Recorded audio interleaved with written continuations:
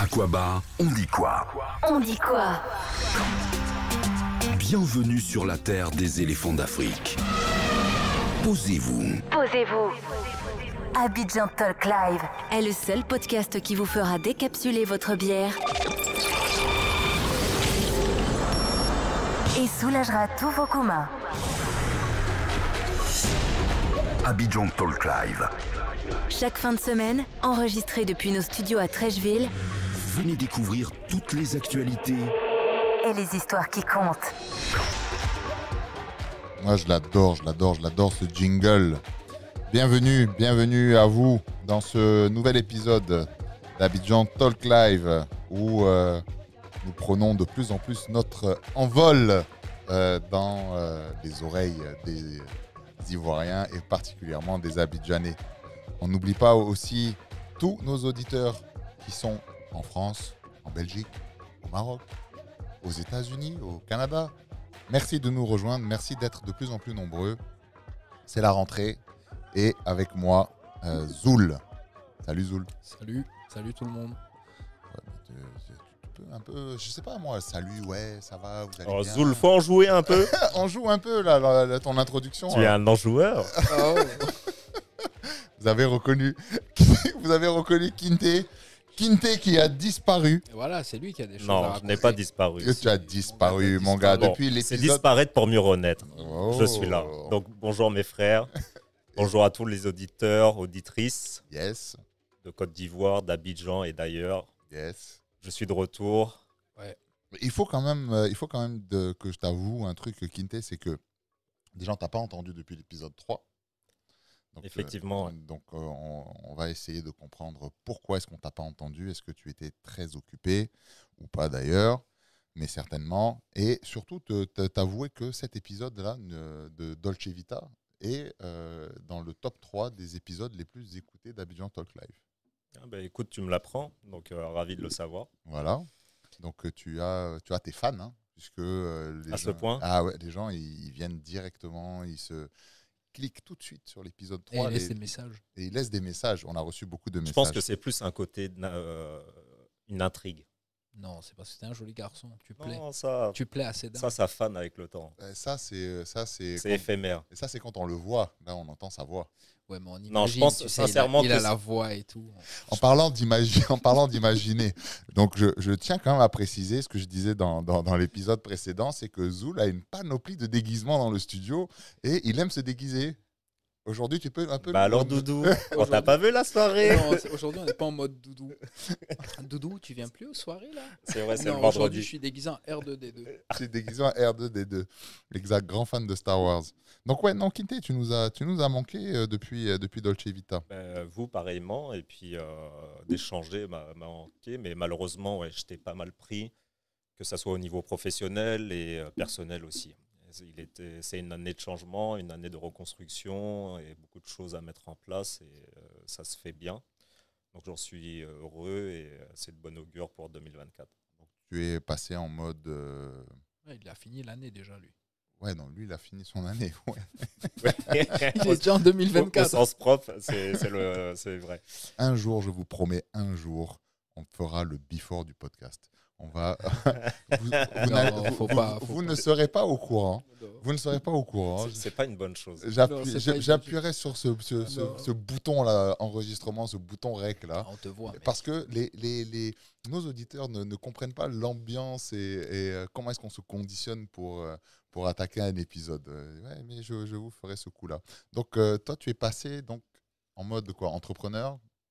Alors, c'est en cours, c'est en passation et au niveau professionnel, effectivement. Alors, raconte-nous, tu as décidé de devenir entrepreneur en Côte d'Ivoire? Oui, entrepreneur en Côte d'Ivoire et éventuellement sur d'autres sous-régions, d'autres pays de la sous-région. Donc, un peu, ouais, ça se met en place. Et on essaie de structurer, de faire les choses correctement. Avec l'âge, la maturité rentre. Ouais, Donc, les petits cheveux blancs qui apparaissent. là, je pense que cette mèche est là depuis un bon nous a moment. écouté, hein. Il a écouté les podcasts et il a vu les avantages d'être entrepreneur. C'est ça qui fait que... Bon, j'ai quand même une petite hésitation parce que je suis quand même attiré par le bureau de Zoul et La j'aimerais vraie- bien qu'il me fasse une petite place. Est-ce que Quand tu tu as veux. écouté les épisodes précédents? Quand tu mon veux, cher tu viens Kinté. ce Et soir. tu es un fidèle d'Abidjan Talk Live. Pourquoi vous êtes méchant?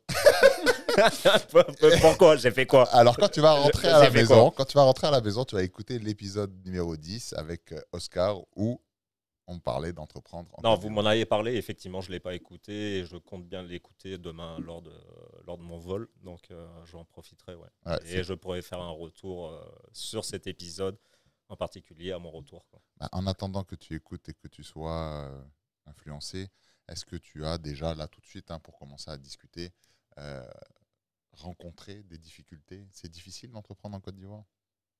De prendre cette décision déjà. Alors, dans mon discours et dans ce que j'ai vu durant ces 10 dernières années, du moins ces 10 années que je suis sur la Côte d'Ivoire, bientôt ces 10 années, c'est un pays où tous les jours tu peux te lever et te réinventer. Donc non, il n'est pas difficile d'entreprendre, de créer, de transformer. Attention, transformer l'essai en positif, c'est une autre paire de manches. Il faut quand même être structuré, il faut avoir des bases solides et être cohérent dans ce que tu vas proposer et faire. Mais à tout moment, la personne qui a une idée et l'envie de faire, elle peut faire. Ce qui n'est pas la même chose en Europe, particulièrement en France. Surtout en ce moment. Surtout, ouais, depuis ces 10 dernières années, c'est de plus en plus complexe et ils font tout pour te réfréner à le faire en tout cas. Donc non, c'est pas quelque chose que je ferais, je me lèverais pas pour aller faire ça en France à l'heure actuelle. Ouais, écoute, Très clairement. en tout cas, nous, pour t'encourager, moi, je te cède une place sur mon bureau. Tu viens quand tu veux. Merci. Merci. Je suis pas sûr qu'on bossera, mais Quand même. un peu. Oui, quand même. Si, quand même. Ouais, Mais non. je voudrais dire quand même, il y a un petit souci de cohérence avec notre jingle de démarrage parce qu'on dit décapsuler. Ouais, non, mais non. Mais à quelle heure on a décapsulé? Oh, Nous, on débouchonne seulement. Non, on débouchonne, ouais, c'est vrai. Il va falloir penser à mettre à jour ce jingle. Franchement, Ou changer de boisson. Ou alors essayer de trouver un sponsor qui nous c'est permettra peut-être moins cher de changer de boisson. Ouais, mais bon, après, on va pas avoir la même qualité au niveau du rendu du podcast. C'est vachement important, consommer toute boisson alcoolisée avec modération. bien sûr. Oui, voilà. Interdit au moins de Bien sûr. 18 ans. Interdit au moins de 18 ans. Mais Non. vous savez, pardon, Ouais, je vas-y, me permets de vas-y, te vas-y. couper, On boit du mais, sirop. Hein. les quelques retours que j'ai eu quand même du podcast depuis que j'ai pas eu la possibilité de participer avec vous sont quand même des retours positifs de pas mal de personnes ou des personnes qui sont venues plus ouvertement vers moi avec moins d'a priori.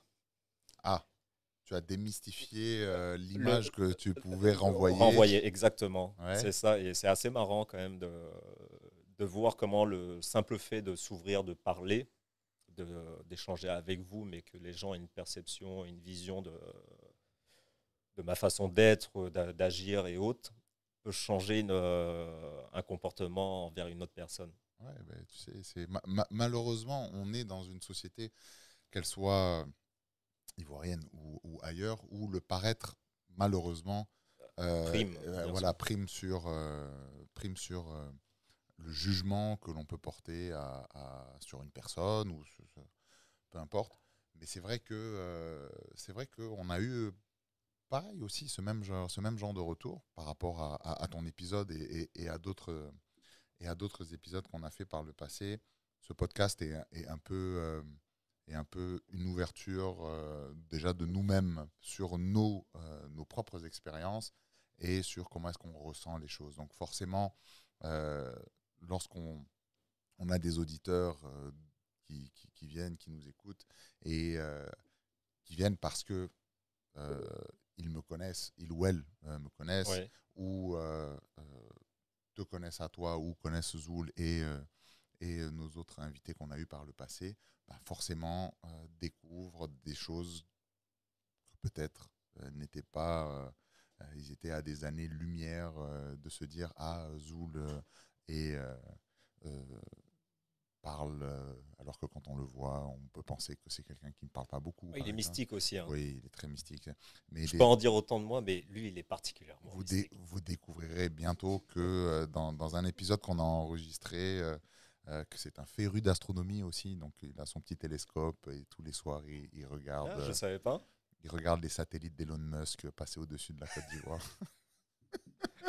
Zoul, t'as un commentaire sur Elon Musk ou c'est comme... Non, mais en fait, je suis en train de servir là à boire et puis on me prend au dépourvu, les gars. Oui, ça te donne le temps de réfléchir. Est-ce que dans ton taf, tu dois jongler, ou du moins composer avec, on parlait d'entreprendre tout de suite, après je vais m'orienter vers Kinte. Dans ton job, est-ce que tu es confronté à ces différences-là de perception par rapport à un marché déjà, ou même par rapport à un environnement? Tu as des clients qui sont en Côte d'Ivoire, tu as des clients qui sont dans d'autres pays. Est-ce que des fois, faire comprendre nos réalités, c'est un challenge à tes partenaires? Alors, j'allais dire que c'est un challenge de comprendre. Alors, non pas à mes partenaires, j'en ai pas beaucoup. Enfin, mes partenaires. Tes clients Mes clients plutôt. Oui. Mes clients, la grosse problématique que je retrouve moi aujourd'hui avec mes clients, c'est dans l'expression des besoins. La majorité de mes clients, que ce soit des petites boîtes, comme de grosses boîtes, comme des multinationales d'ailleurs, ont énormément de mal à retranscrire leurs besoins, par exemple sous forme de cahier de charges ou ce genre de choses. Bon, pour rappel, on développe des logiciels, hein, ouais. Donc dans la boîte où je suis, donc c'est très technique. On part de l'expression d'un besoin généralement. Alors comment ça se fait en Europe? En Europe, c'est très structuré. C'est je te donne un cahier de charges. Ok, je vais lire ton cahier de charges et à partir de là, je vais te proposer une solution avec des technos, avec des avantages, des inconvénients, ce genre de choses. En Côte d'Ivoire, non, c'est très différent. C'est que le client a du mal à t'exprimer en fait. Les clients ne rédigent pas de cahier de charges. Ça n'existe pas. Je n'ai eu aucun client. Et je ne parle même pas depuis que j'ai monté ma structure à titre personnel, même dans mes précédents emplois. En Côte d'Ivoire, je n'ai jamais eu un client qui a été capable de me rédiger un cahier de charges. Donc, la grosse problématique, c'est de l'écouter. En fait, tu vas écouter ses problèmes. Et en écoutant ses problèmes, tu vas toi-même, dans ta tête, préparer ce cahier de charges et puis répondre à leurs besoins. Je me permets de te demander quand même. Moi, j'ai eu la même problématique dans mon métier. Donc, il y a eu un moment où il a fallu que j'établisse moi-même un cahier des charges. Un cahier des charges lambda, type questionnaire à choix multiples, etc. pour qu'eux puissent eux-mêmes se retrouver et trouver les réponses qui vont au fur et à mesure affiner ma recherche afin que je puisse proposer une solution adéquate, la plus adéquate possible. Parce que c'est effectivement le cahier des charges qui est ton fil conducteur pour pouvoir faire tes travaux, développer, que tu aies une trame de démarrage dessus. Et donc, pourquoi tu ne la ferais pas toi? Parce que je pense que c'est un vide de connaissances au niveau des structures dans le milieu informatique. En fait, non. Je pense que la majorité de nos clients, en tout cas de mes clients, ont des problèmes. Donc, ils ont très très bien cerné c'est quoi le problème, mais ne savent pas forcément comment est-ce que d'un point de vue technique ou technologique, on peut apporter une réponse à ce problème. Tu vois? Donc, il manque la cinématique. En fait. Voilà, je vais te donner un exemple d'un client, enfin, d'un logiciel que j'ai développé il n'y a pas très longtemps pour une boîte, un gros logiciel d'ailleurs, un ERP, où le client il me dit voilà, moi mes problèmes, j'ai un problème avec mes factures, j'ai un problème avec en fait tout ce qui est document de vente, donc facture, BL, bon de commande, où aujourd'hui dans ces process il y a encore beaucoup de manuels. Tu sais, d'accord, donc de la vente jusqu'à la sortie du produit. On va dire du devis jusqu'à la livraison, facturation, ouais. C'est un process qui est manuel, c'est que ton devis, il est fait, en fait, son client lui demande un devis, donc il y a un de ses commerciaux qui va faire le devis, qui va l'envoyer par email. Le temps que le devis revienne, ça se transforme en bon de commande, en BL, en machin, et il y a toutes ces étapes manuelles-là. Donc ton client, il sait te dire, voilà, moi, mon problème, c'est ça. C'est qu'entre le moment où j'ai fait mon devis et le moment où je facture, il s'écoule 2 mois. Donc j'ai de la trésorerie qui est bloquée parce que je ne facture pas assez vite, ainsi de suite. Et il sait te dire ça et point barre. En fait, maintenant, à toi, derrière, de comprendre son métier. Donc, il y a une grosse phase, je vais te donner sur un projet comme ça qui dure à peu près... Tu as une grosse partie analytique. Ouais, 90%. Déjà, en développement même, en développement pur et dur, 80% de ton temps, ça va être de bien réfléchir ton ton architecture, la structure, tu vois. C'est un peu comme dans le bâtiment, c'est de bien faire ses plans à l'avance, de bien tout calculer. D'avoir une bonne coordination. Exact. Ensuite, tu as l'exécution. L'exécution en informatique est moins chiante que sur le terrain parce que tu gères moins d'hommes. Et en fait, c'est ça, voilà. Donc, il sait te dire son problème. Toi, tu vas apprendre son métier. Donc, tu as cette phase d'immersion de comprendre, OK, comment est-ce qu'il fonctionne, de te poser chez lui, de comprendre, voilà, ce gars-là, qu'est-ce qu'il fait. C'est vraiment te mettre à leur côté, vu qu'ils ne sont pas capables de t'expliquer plus dans le détail. Et puis après, c'est généralement ce que je fais après cette phase-là, c'est que je vais réfléchir à une architecture, à des solutions, et puis leur proposer. Leur dire, voilà, comment est-ce que moi, j'imagine la solution. Voilà chaque étape de ton process, voilà comment ça va être dématérialisé. Donc dans ce cas-là, dans le cas que je donnais, c'était vraiment de dématérialiser tout ça. Et donc il y a à peu près 1 ou 2 semaines, on leur a fait une démo, donc de la version bêta, on va dire, et on est même allé au-delà de leurs attentes, tu vois. Donc il y a cet aspect-là aussi que j'aime bien, c'est que gratifiant.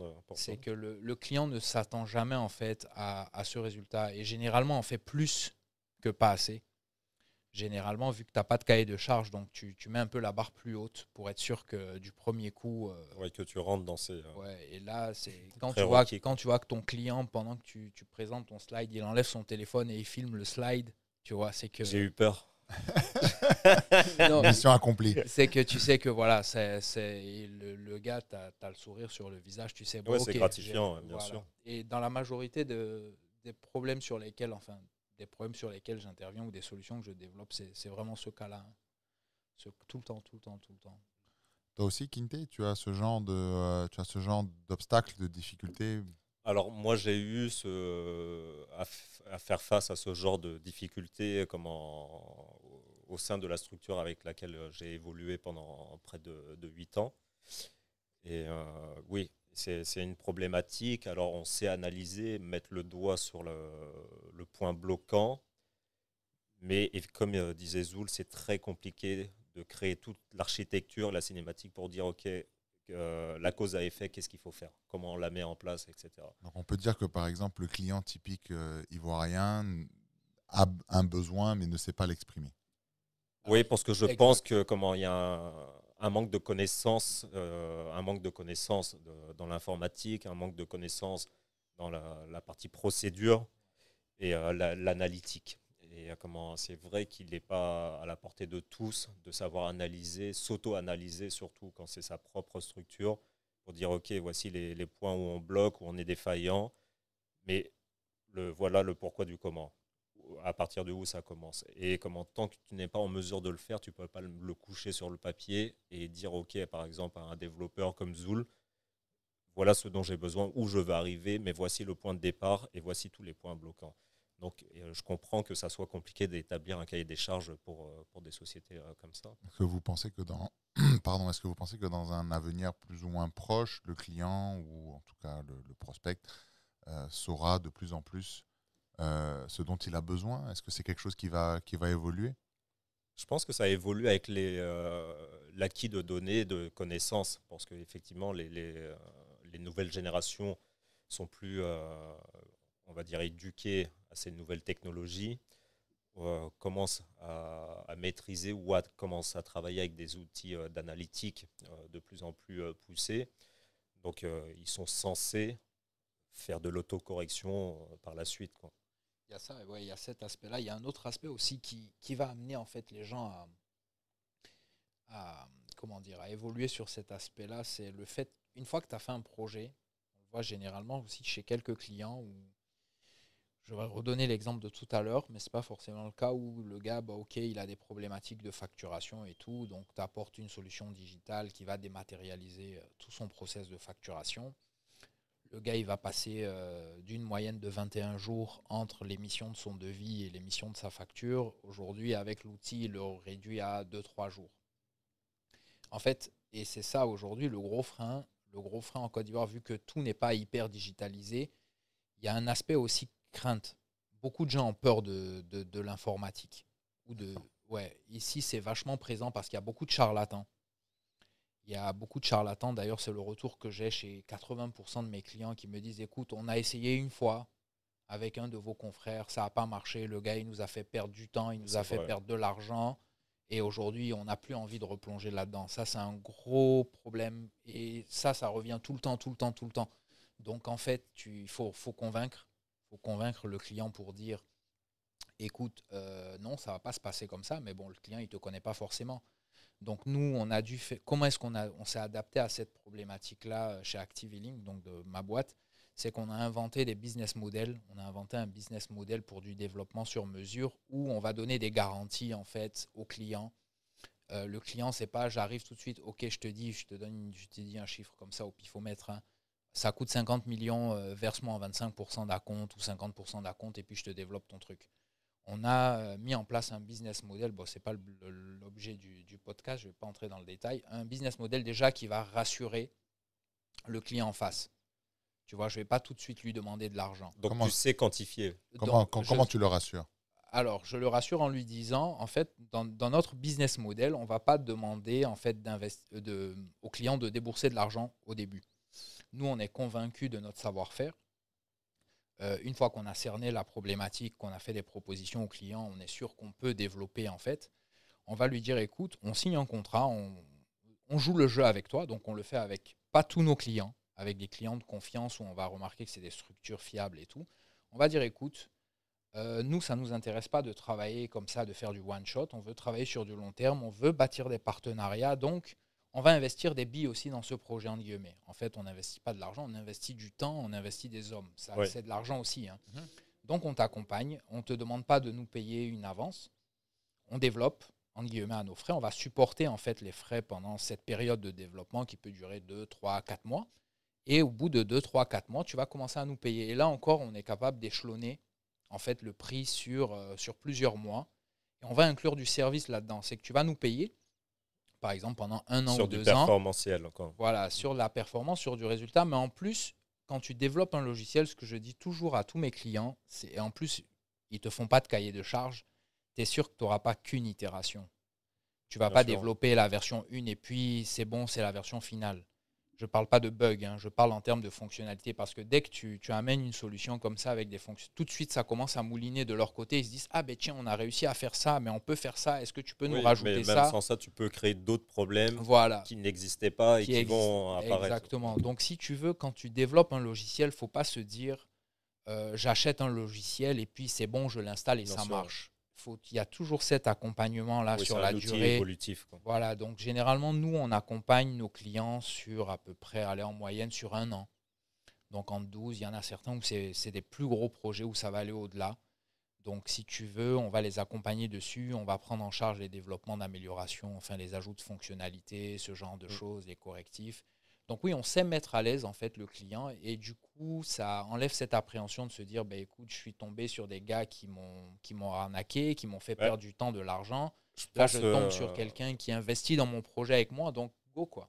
Surtout dans ton métier, je pense pour moi, hein, c'est des métiers qui sont difficilement quantifiables en termes de valeur. C'est très compliqué de valoriser. Parce qu'il est très compliqué de se dire, ok, tant d'heures représente telle valeur. Donc, quand tu vas chez un client, c'est toujours approximatif et c'est difficile à jauger et se dire, OK, est-ce que son devis il est juste? Est-ce que son offre est cohérente? Il est compétent? Oui, non. Moi-même, j'ai encore du mal jusqu'à l'heure d'aujourd'hui.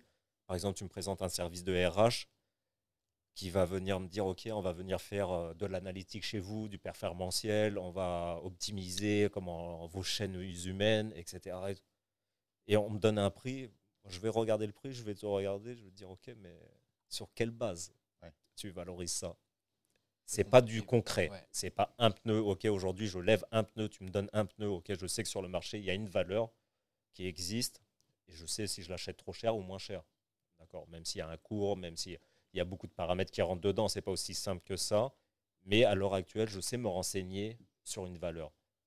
Chez toi, dans l'informatique, si tu veux, tu as des... Entre tous les brouteurs qu'on peut connaître d'Abidjan et... Je voulais en parler justement, parce que ça fait pas une bonne réputation par rapport à ton domaine, hein, toi, Zoul. Le numérique, Internet, made in ou made by, les cybercafés d'Abidjan, aujourd'hui, ne crée pas un climat de confiance. Non, mais c'est même pas... Alors, dans le monde professionnel, les gens savent quand même, hein, ils savent faire la différence entre une société et un brouteur, tu vois. Ouais. Justement, est-ce que tu peux nous parler d'une expérience que tu as eue Ouais. pour pouvoir justement permettre à ton client, un collaborateur, encore une fois, c'est ouvert, hein, peu importe peu importe l'élément avec lequel tu as eu un échange, qui t'a permis en fait de pouvoir affiner, aplanir cette crainte-là de se faire rouler dans la farine dans ton cadre, que ce soit de travail ou même de vie personnelle. Non, vie personnelle, on me roule pas dans la farine, on va dire, mais alors dans le cadre du travail, Ah non, C'est moi qui me roule dans la farine. il y a d'autres gens qui se roulent dans la farine, mais pour d'autres raisons. Non, dans le cadre du travail, c'est tu vois ce que je veux dire, c'est-à-dire qu'il a eu un blocage. Comment est-ce qu'on lève le rideau et puis on le met en confiance? En fait, c'est exactement ce que je disais, c'est de dire au gars, écoute, je développe ton logiciel, tu me payes rien. Là, je résume, hein, je simplifie, mais à l'extrême, c'est tu me payes le logiciel quand je l'installe chez toi, quand il marche et quand il t'apporte des résultats. Grosso modo, c'est ça en fait. Donc, le gars en face de toi, il se dit, le gars, il prend quand même il en a des grosses, tu vois. Il va investir beaucoup de temps, il va investir de l'argent, du personnel à développer un logiciel. Ou derrière, à la sortie, je peux lui dire, écoute, non, je ne paye pas, tu vois. Donc, ça prouve une certaine... le gars en face, donc, il se pose cette question, il se dit, ok, donc il s'investit dans le projet, c'est pas un gars qui est juste là pour faire du commerce. C'est un réel engagement moral. Voilà, c'est un réel engagement, et c'est ce que je dis à tous mes clients, et j'en refuse, hein. J'ai des clients qui viennent me demander des logiciels qu'ils veulent acheter, encore pas plus tard que ce matin. Il y a une boîte qui me contacte, qui me dit elle veut un logiciel. D'ailleurs, ça tombe bien puisque c'est un logiciel que j'avais développé il n'y a pas longtemps pour une autre structure. Alors, ils ne m'avaient pas payé pour. Hein. Il y a certains logiciels qu'on développe à la demande. Il y a des logiciels que nous-mêmes on développe et puis qu'on va commercialiser nous-mêmes sous notre nom. Donc, c'est un logiciel dans ce cas-là de ce matin. C'est arrivé vraiment aujourd'hui où le gars il me dit écoute, le logiciel, moi, je ne veux pas te payer des licences. Je veux l'acheter pour moi-même. Ça ne m'intéresse pas. C'est ce que je dis à mes clients, je ne cherche pas à faire du one-shot ou du commerce, tu vois, on n'est pas un supermarché ou quoi, je cherche à bâtir des relations sur du long terme, je cherche à grandir avec mes partenaires, à apporter des solutions technologiques, parce qu'on n'apporte pas une solution technologique à un instant T. C'est une amélioration continue, la technologie, elle avance tout le temps, les problématiques, elles avancent tout le temps, il y en a toujours de nouvelles, hein, on n'a jamais réglé tous les problèmes. C'est clair. Donc voilà, et comme ça, je pense que tu mets ton gars en confiance et puis c'est bon, quoi. On ne bouge pas pendant le jingle. Toi, comment tu fais pour te positionner comme un acteur premium sur le marché et obtenir la confiance de tes consommateurs, de ta clientèle? C'est une bonne question. C'est à travers quoi? Sachant que ton marché, c'est un marché qui est hyper concurrentiel, quoi. On voit aujourd'hui qu'il y a une concurrence farouche avec du secteur informel, avec c'est un Pareto. C'est un Pareto en Côte d'Ivoire dans la plupart des domaines, pas que dans mon domaine. Lorsque je parle de Pareto, c'est du 80-20, c'est-à-dire que on va essayer d'aller chercher ces 20%-là de la population qui savent plus ou moins déjà ce qu'ils veulent comme produit, peu importe le produit, ce qu'ils veulent exactement comme produit. Donc déjà, on va s'adresser à... Donc ils ne sont pas sur le critère prix dans un premier temps. Le prix, c'est toujours malheureusement le facteur décideur. Le premier facteur dans toute activité commerciale sur le marché ivoirien et même ailleurs. Hein, c'est pas propre à la Côte d'Ivoire.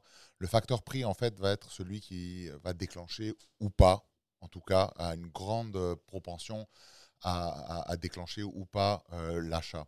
Nous, on va essayer de créer, en fait, très rapidement, créer ce climat-là de confiance en lui montrant qu'on sait quelles sont ces problématiques et comment est-ce qu'on peut y répondre. L'avantage que nous, on a ici, c'est qu'on a un panel de produits, une quantité de services adaptés aux besoins du marché ivoirien et on a à peu près tous les scénarios, à 90%, hein, il y a toujours un pourcentage de problèmes non résolus. À 90%, on va encercler, on va dire, le problème, l'ensemble de ses besoins, et lui dire voilà, nous on est capable en fait de te proposer cette solution là. Donc tout de suite on met le doigt, on met son nez, on attire son regard sur quel est son problème et voici la solution que l'on peut apporter. Et ça se crée par une expérience, par un savoir-faire qui s'acquiert à travers des années et des années d'activité commerciale pour le mettre en confiance et pour pouvoir un peu, pas verrouiller, mais au moins cadrer le client sur ce qu'il attend de nous. L'expérience joue beaucoup et en même temps, vu que ce sont des cas visuels de problématiques, le client touche du doigt la solution qu'on lui apporte. Donc, il est tout de suite dans l'état de je n'ai pas affaire à des charlatans, à des gens qui me racontent tout et n'importe quoi. Oui, voilà. C'est du concret. C'est assez concret, exactement. Et puis même pour ajouter, on parlait de la structure, tu sais, plus une structure va être ancienne. En Côte d'Ivoire, je reviens à ça, on en a parlé plein de fois, où je disais qu'on est sur des cultures qui sont vachement basées sur la confiance. En fait, il y a une confiance qui va se bâtir, comme Farid disait, au fil des années. Et puis aujourd'hui, l'enseigne, on la connaît tous, quoi, depuis qu'on est gamin. Et quand une enseigne perdure comme ça dans le temps, généralement, c'est signe de qualité, de confiance. De confiance. Surtout d'engagement. D'engagement, parce que tu peux ne pas vendre forcément des produits de qualité, mais tu peux avoir la capacité à répondre aux problématiques de ta clientèle. Tu sais ce qu'on dit souvent ici, hein, tu peux... et puis c'est paraphrasé Bob Marley qui disait No woman no cry. Non, pas no woman no cry. Non, il disait you can fool some people sometime, but you cannot fool all the people. En Côte d'Ivoire, on dit tu peux pas cacher le soleil avec ta main. Voilà, je sais même pas, je m'excuse pour les fans de Bob Marley, je pense même pas que j'ai bien paraphrasé, mais en gros, tu peux pas tromper un client. Tu peux le tromper une fois, mais tu ne pourras pas le tromper indéfiniment. Voilà, indéfiniment. Donc, à un moment donné, si ce client-là est mécontent, il va faire encore plus de tort à ta structure. Et puis, on habite, il ne faut pas oublier, on habite dans un village. Exactement. Donc, du coup, ça me permet un peu de sortir de ces 30-35 minutes d'entrepreneuriat sur lesquels on s'est jeté. Donc, c'est toi qui nous a lancé dessus. Hein. Kinte, bienvenue. Bienvenue au club. On en reparle en 2024. Ouais. Est-ce que tu peux nous dire par rapport, on fait un parallèle assez vite entre l'entrepreneuriat et la vie avec un V majuscule. Ton expérience actuellement que tu es en train d'acquérir en tant que jeune entrepreneur, puisque tu es en train de te mettre à ton compte et de commencer à voler de tes propres ailes, est-ce que ta jeune expérience d'entrepreneur en Côte d'Ivoire a-t-elle eu une influence sur ta vie, sur la vision de ta vie plutôt? Une prise de conscience, que tu as en général, prise de conscience. Une prise de conscience et de position, c'est-à-dire sur mes engagements que je dois prendre professionnellement, je suis en train de les répliquer et, sur ma vie privée en tout cas. Et d'autant plus que ça s'est renforcé parce que j'attends un heureux événement en fin d'année. Oh, t'inquiète pas. Au montage, on va mettre des gens qui applaudissent. Ils vont sentir qu'on est 300 dans le Donc, studio. Ouais, bien sûr. Et en fait, pour pas faire simple à mon habitude. Merci, j'ai tout fait en même temps, donc tout arrive très rapidement. Oui. Tu m'étonnes que le gars, il est déjà en 2024. Minimum. Ça, c'est hors taxe. Ça, c'est minimum. Il est en 2024 minimum. Et tu sais ce qu'on dit, hein, au pied du mur qu'on voit bien le maçon. Donc, qu'est-ce que tu es en train de bâtir là? Là, je suis encore en train de cimenter la première rangée. J'ai sorti le fil à plomb, je contrôle, j'équerre. Quand tout est bon, je démarre le reste. Donc non, je suis en train de me mettre en place, de me structurer moi-même aussi, de me mettre à jour, d'arrêter de vivre comme un saltimbanque. C'est ça, parce que quand tu commences à entreprendre, tu es obligé de jongler entre l'équilibre de ta vie personnel. En fait, c'est exactement ça, parce que Alors, je suis quelqu'un sans m'avancer ou me jeter des fleurs. Je pense être très performant au niveau professionnel. Donc, petit entrepreneur qui a envie de te lancer, écoute les conseils de Kinte. Voilà. Je pense être vraiment performant dans les différents domaines que j'aborde, parce qu'il y en a une multitude et j'ai la chance de pouvoir être autodidacte de beaucoup de métiers. Ça demande une certaine discipline. Dans le milieu pro, ça me demande une certaine discipline et c'est une discipline que j'aime avoir. Mais à contrario, j'aime aussi avoir ma version freestyle de moi-même qui est donc ma vie privée. Et ce qui a été pendant de très longues années. J'ai eu la chance pendant près de plus de 8 ans d'être accompagné et supervisé, partagé avec des personnes très loyales et très formatrices et qui ont su me comprendre, savoir qui j'étais pour me laisser m'exprimer au niveau professionnel. Donc je ne les remercierai jamais assez et ça continuera encore des années parce qu'on reste partenaires. Et donc ça a été une réelle chance. Mais il fallait que je passe ce cap pour me dire, OK, le freestyle, t'as plus l'âge, papa. Les 40 ans arrivent bientôt. Oh, ne m'en parle pas. Il faut faire une mise à jour, upgrade un peu, et puis on avance. Et puis voilà, quoi. Donc, non, je suis profondément heureux de ce qui arrive. Et je ne vais pas dire c'est un nouveau départ, parce que c'est trop cliché. C'est pas vrai. C'est une continuité, en vrai. Et c'est une continuité qui a du sens, parce que c'est une logique de plein d'événements, de plein de circonstances issues de ma vie, de tout jeune jusqu'à maintenant, quoi. Je suis content. Donc, en fait, tu réponds un peu à la question. Donc, ta façon de vivre change, mais il faut garder à peu près le même cap et puis être performant, discipliné, bien entouré. C'est ça. J'oublie quelque chose, Zoul? Non. Écoute, on peut te souhaiter franchement que le meilleur. Et je doute pas que tu réussiras.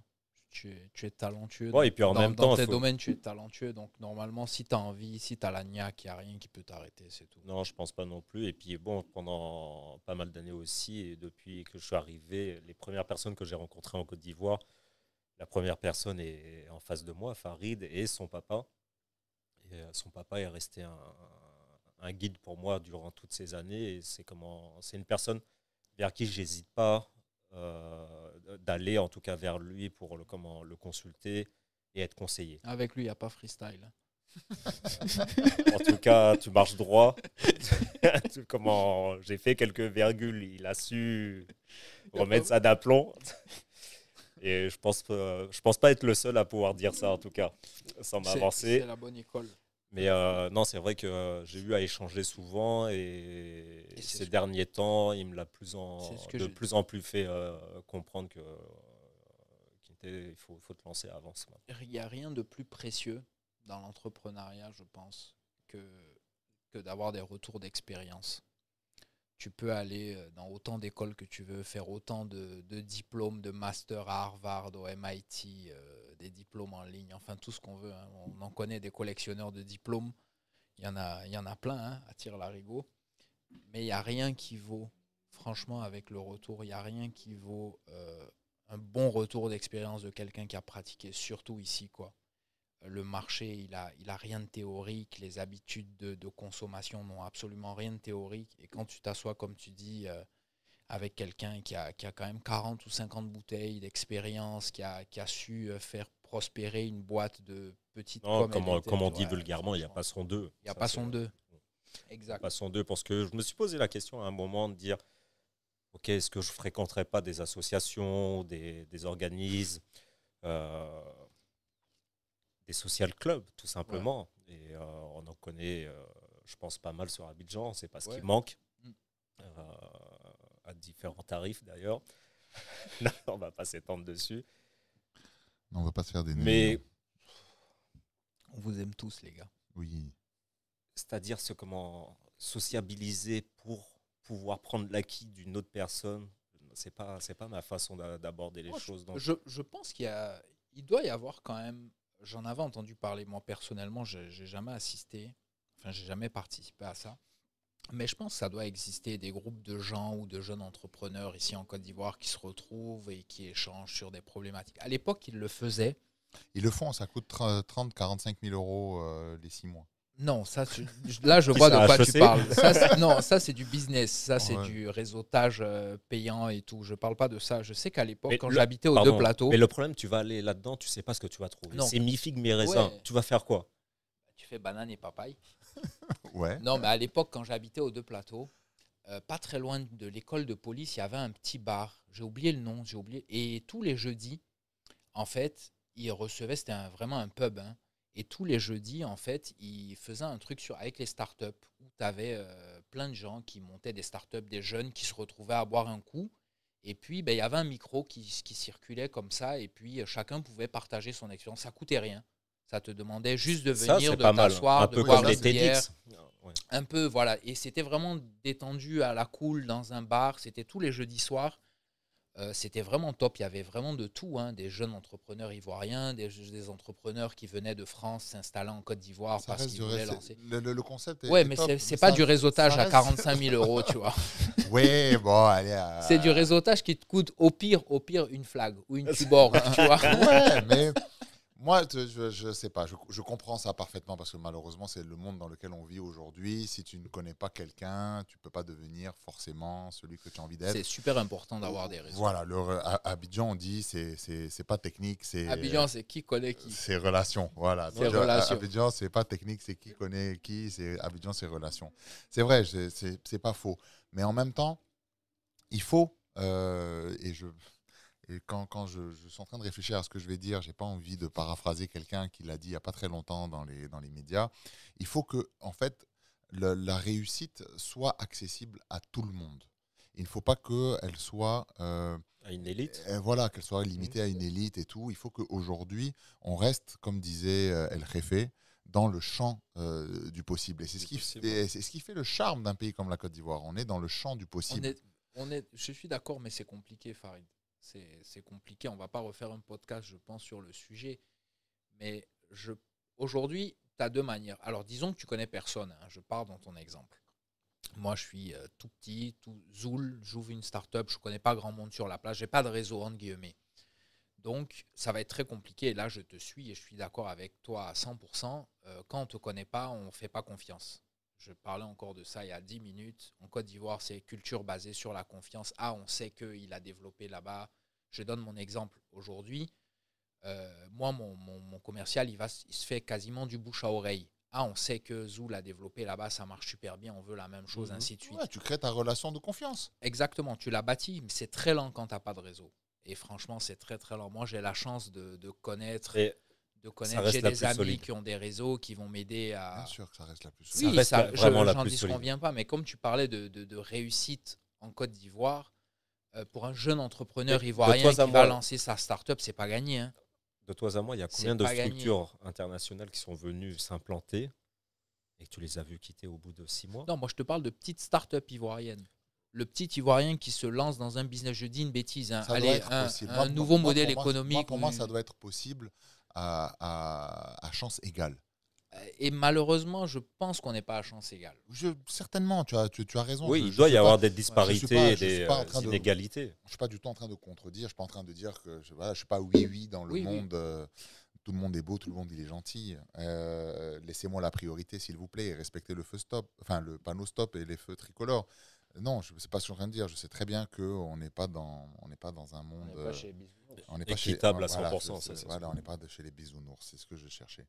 Mais on doit pouvoir être capable de bâtir, ou du moins de poser des jalons, peut-être pas à nous, c'est peut-être pas notre rôle dans un premier temps, mais de permettre en fait à quelqu'un qui va avoir les capacités d'avoir autant de chances de réussir que quelqu'un qui arrive avec un bagage réseau, un lobbying plus lourd.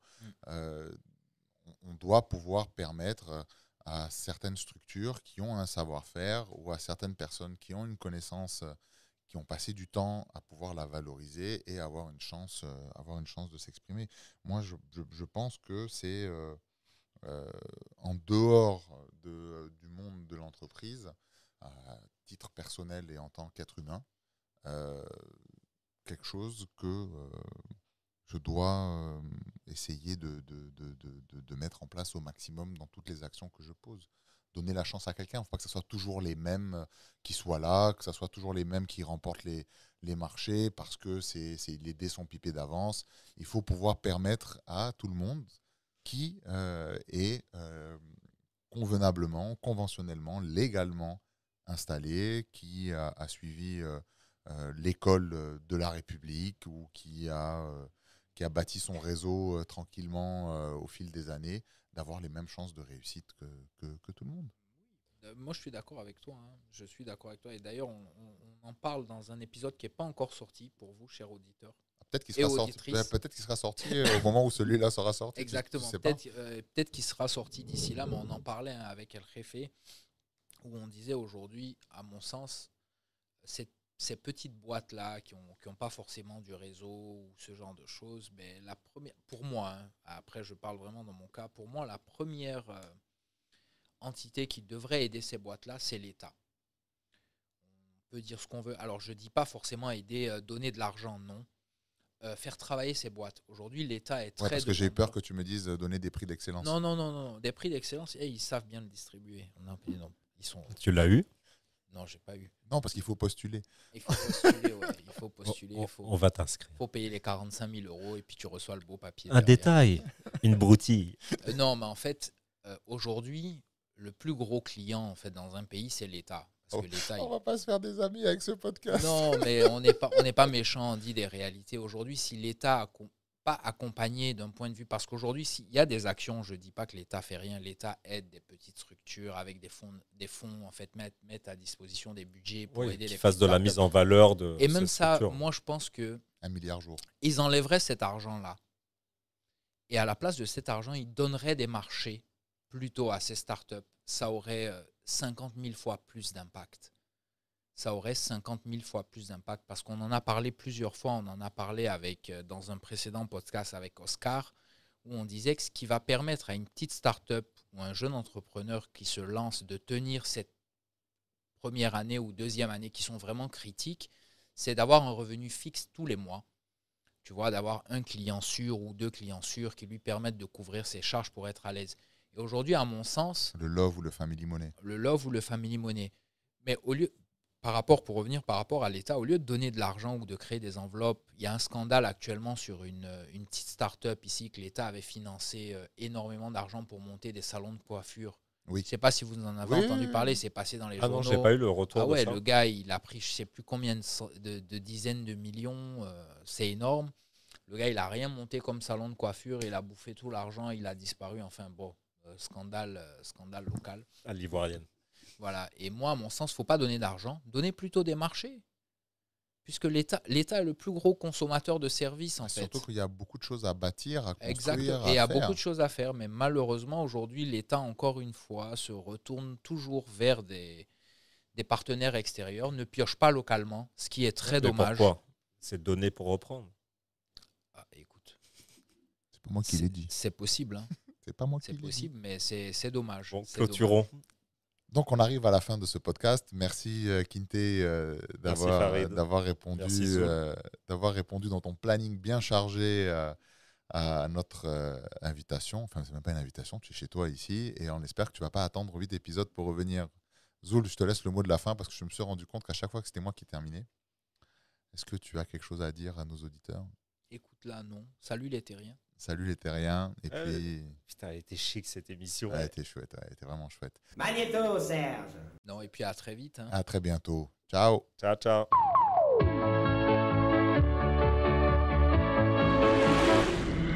Nous allons maintenant vous demander la moitié de la route. Abidjan Talk Live, c'est terminé. On espère que vous avez passé un bon moment. Posez votre bière et reprenez une activité normale. N'oubliez pas de vous abonner sur Apple Podcast, Google Podcast, Spotify et de commenter sur notre profil Instagram. Découvrez de nouvelles actualités et histoires au prochain numéro.